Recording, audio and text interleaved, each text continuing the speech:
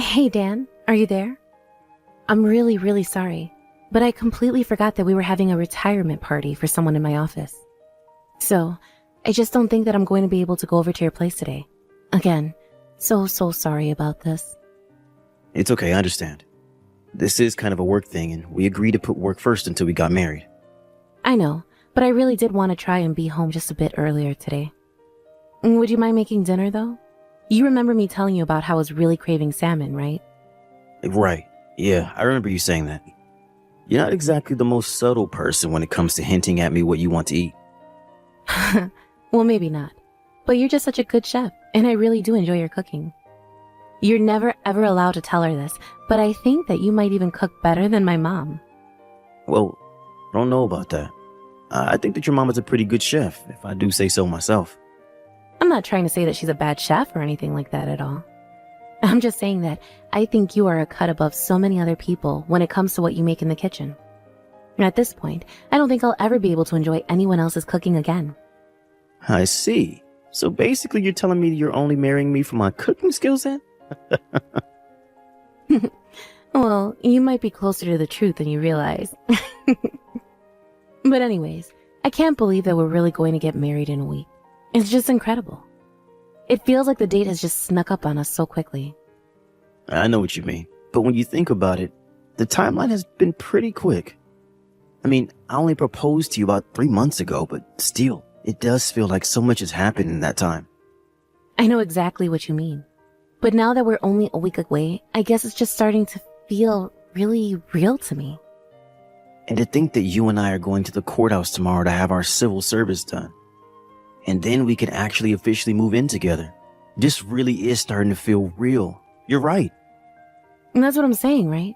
I'll finally be able to move out of my parents' house and live with you.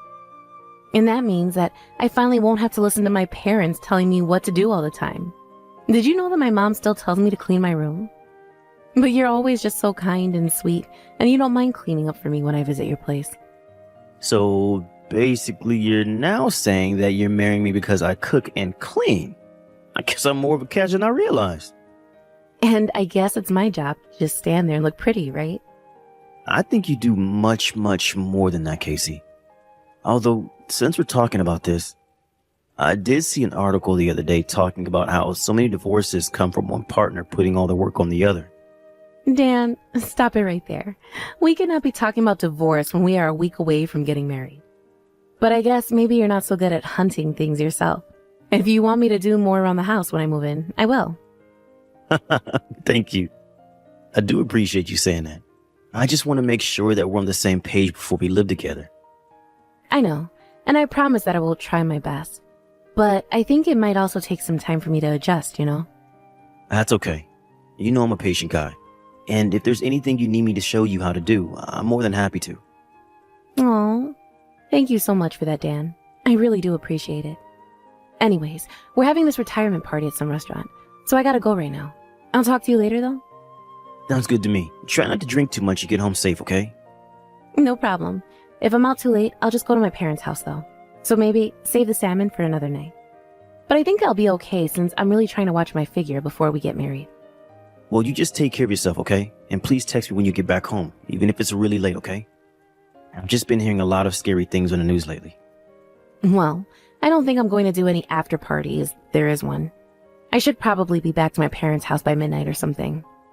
I know, but I'm still going to worry about you, you know. Would you want me to meet you at the restaurant and drive you home when you're done? No.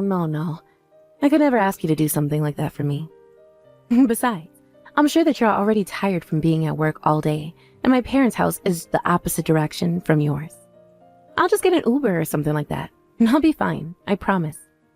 Well, okay then, if that's the way you want to do things. Just please do send me a message when you get back home. I'll make sure and do that. And you try not to worry about so many things all the time. Because if I come home late, I am already going to be hearing it from my mom, so you don't have to scold me. Anyways, I'm going to get going now. Bye. Hey, Dan, are you there? I am so sorry for not getting back to you last night after I got home. Do you have any idea how worried I was? What happened? Why didn't you message me? I thought you said you weren't going to be out that late. I stayed up half the night waiting for your message, Casey. I know, and I really am sorry. I guess it has just been a while since I had that much to drink is all. Once I got home, I just got ready for bed and passed out right away. Did you really have that much to drink at the party? I mean, I had like 3 drinks or something like that. But I haven't been drinking at all in this diet that I'm on to fit into my wedding dress. So, I guess they all just hit me way more strongly than I thought they would have. Well, geez. I mean, I know how much you like to drink and how hard you've been working on cutting back, but you really should have been more careful, don't you think? Dan, I only had 3 drinks. I just didn't think that the little would get me so drunk. But I promise that I'll take more care from here on out. Great. Well, we just have 1 more week until we're married, so please be careful, okay? Do you want me to come over and visit you? No worry about doing that. I'll still make it over to your house today. But I think from tomorrow, I'm going to stop coming over to our house until we're married. Oh, really? Why is that? Did something happen? Well, after we're married, the 2 of us are going to move in together and be living with each other, right? I was just thinking this morning while my mom was making me breakfast that maybe things aren't so bad at home and that I want to enjoy this while I can. Hey, I understand. It can't be easy getting this close to having to move out of your parents' house. Yeah, it's going to be a lot of big changes for me, I think. So, I just want to enjoy the time I have at home with my parents while I can. I understand. After all, it's just like you said. Once we're married, we really are going to be living together. So, you enjoy the time you have living with your parents, okay? Great. Thank you so much for understanding, Dan. Besides, it's not like they even live that far away from us, right? Yeah, of course. It's not like you're never going to see them again or anything like that. But it's true that there are going to be some changes while you get used to living with me and not with them. Yeah, you're right about that. I just hope that everything goes well for the 2 of us. I'm sure it will. But it's understandable to be getting so emotional when we're close to getting married now. I know. I feel like every little thing has been getting me so emotional lately, and I just don't even know what to do with myself. I'm sorry. I know it's a really emotional time, and I didn't mean to upset you. It's just that, well, I thought I was going to get to see you a bit more before the wedding is all. Although I did go out and buy some salmon to cook for you for dinner tonight. You did? You mean it? Oh, that's just perfect. Thank you so much. Well, don't worry. Now I'm definitely coming over tonight. Hey, Casey, have you still not made it to the wedding yet? But your parents are here and we're all waiting for you. Where are you? Please get back to me when you see these messages. We're really worried about you. Dan, are you there? I'm really, really sorry. It's all my fault that the wedding fell apart and we didn't even get married. And I just couldn't even stand to face you in person. Casey, you know that I'm not mad at you. You were in an accident. I mean, you could have been killed. I'm just happy that you're still alive. But I can't walk anymore. I'm going to have to live in a wheelchair for the rest of my life. And my friend who was driving me around still hasn't even woken up. She was driving us to the wedding, and that's when the accident happened. This is all my fault. But your leg's okay? Yeah, everything else is just fine. I don't have any other injuries or anything like that. The doctors say that I'm stable, and there's no risk to my health or anything like that. I see. Well, I guess that's good at least. But do you think you'll be able to come and visit me at the hospital? Visiting hours are going to be until 8 tonight. Casey, I'm really sorry, but I'm just too busy. Now that the wedding is canceled, I just have a lot of phone calls to make and people that I need to talk to. I mean, there were a lot of people who came all the way here just to see us get married, you know? So I just have to talk to them, thank them for coming, and explain what happened and all of that. Not to mention that I guess I should cancel the movers that we ordered as well. This really is all my fault. I knew it. I'm sorry, Dan. This isn't what I wanted to happen. You really don't need to apologize for anything. I mean, if anything, you're the biggest victim of this whole thing. I know, but Well, I thought that we were going to be married by now. The accident was on the day we were supposed to have our civil ceremony, and now we're not going to have our real ceremony. I know, but there's just really nothing to do about it now. I'm so sorry that you have to do all this by yourself.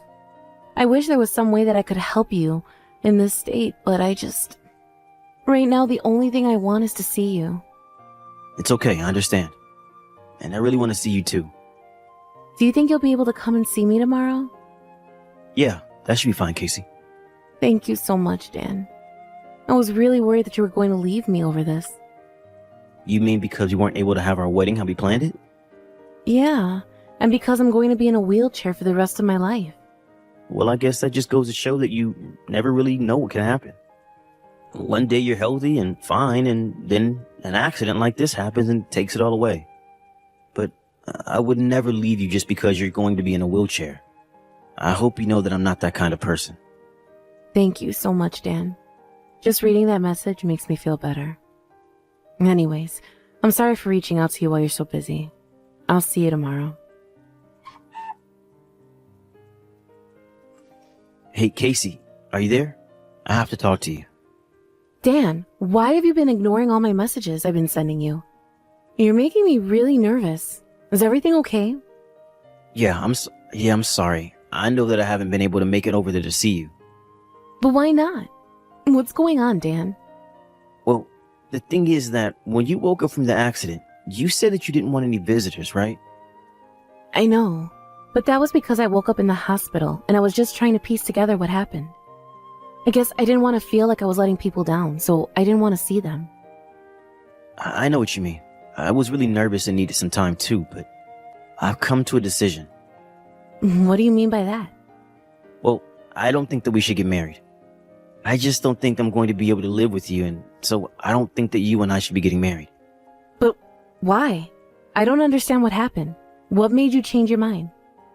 Because I just know now that I'm never ever going to be able to be happy living with you, Casey.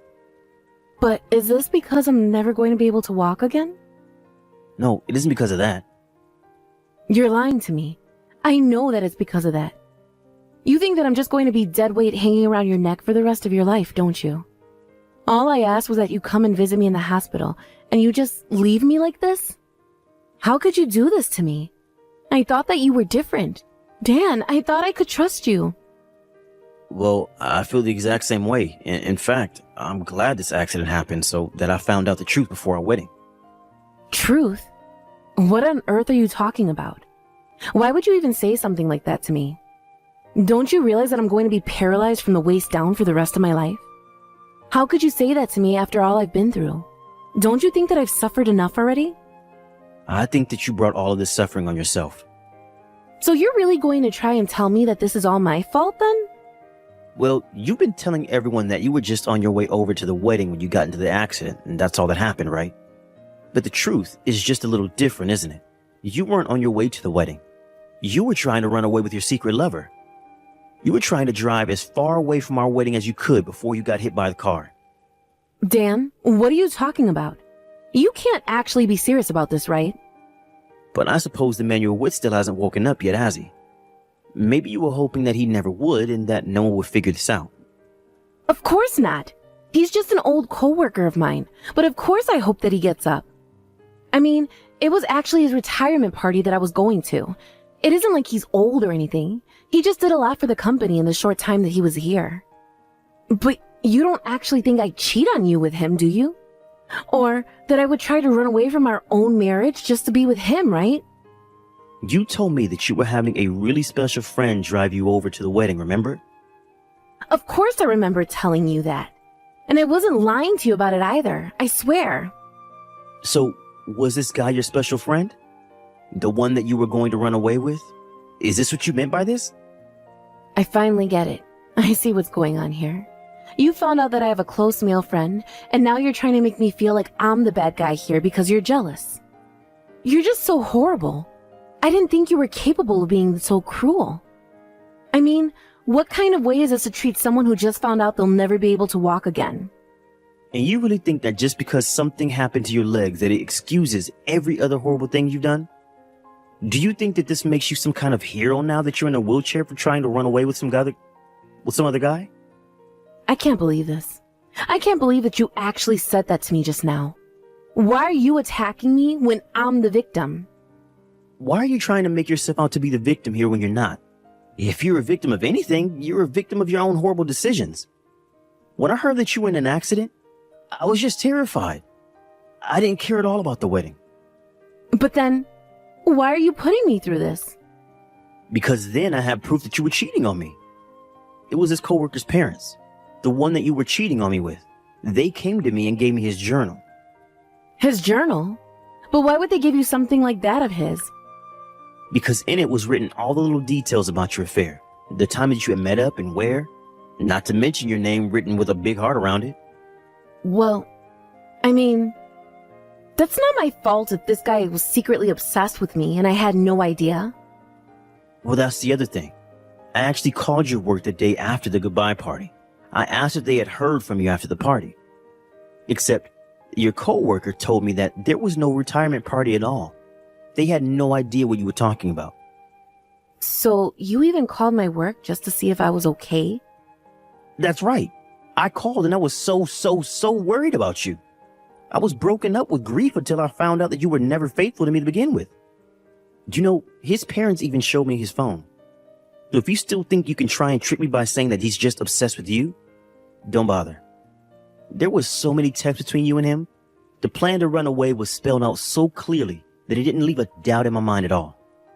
Including the part where you told this guy that you didn't even want to marry me. You said that if you were going to get out of this, that you'd have no choice but to run away with him. Please, you don't understand. It isn't what it looks like, I swear to you. Yeah, I'm sure that nothing about you was quite what I thought it was actually. But at least you both got what was coming to you with this accident. Please, Dan. You have to know that you've always been the only man for me. I'm so sorry about this.